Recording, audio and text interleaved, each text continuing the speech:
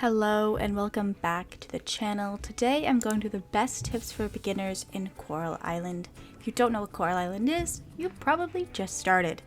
But it is a farming sim where you try to rejuvenate the island back to its former glory.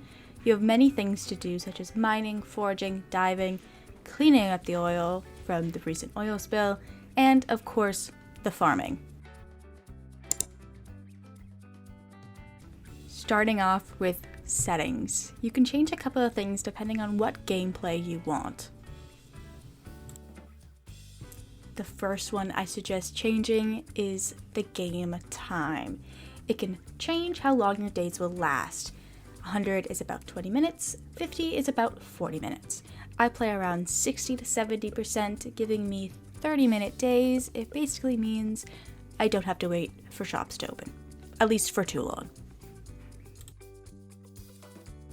The second tip I have is movement type and toggle. You can sprint or jog, one's faster than the other. For toggle, you can hold or press. I suggest using sprint and the press.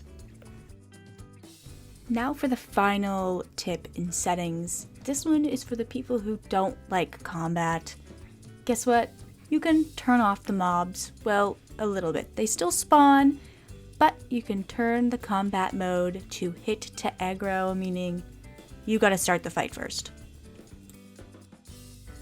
Starting off. This is another movement tip, as I love to get places fast. You can press the spacebar to dash. This doesn't take any energy, so please use it. I didn't know this was a thing for way too long. The next tip is to craft a chest as fast as possible. While you explore the island, you'll find you'll run out of inventory quite fast. And guess what? You can also name your chests. Planting those first free seeds that are daisies and turnips and finding as many wild ones as possible is crucial, as you would make tons of money early and get ahead of the offerings needed for the goddess. You can find wild seeds either through hoeing lucky clover spots or scything down weeds. If you planted tons of crops and don't remember exactly what you planted, you can hold down the right mouse button to get information, such as the type of plant and the days to harvest. Secondly, you can harvest with a scythe, and it doesn't destroy any of the growing crops, though it does take energy to use. Now, I have seen a lot of people talk about this one, and that is the Scarecrow. You can only start crafting the Scarecrow at a level 1 farming, but if you don't get the recipe by the weekend, you can buy one, a better one at that, from Ben's Caravan by the mines. Tips! There's a button for shop hours. I mean, all the shop hours. Go to the map, and at the bottom right corner, there will be a button saying shop hours. This gives you literally all of them.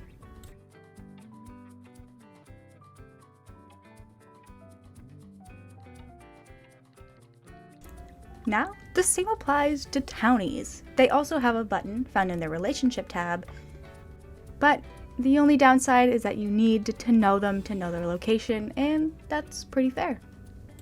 Candied tree seeds are one of the first sources of energy you get. They're hidden around the map. I do have a video on this, though it is quite poor quality, but do collect them all as they are a great source of early energy. Get the first bag upgrade.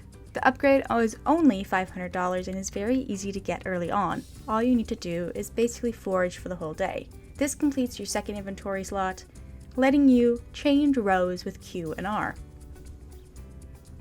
Digging through trash cans can actually be useful, giving you donatable fish, bugs, and artifacts, as well as keeping trash is surprisingly useful, as it's one of the most used materials in the game, so please keep some at all times. As you continue through the game, there will be less and less trash on beaches and on your farm.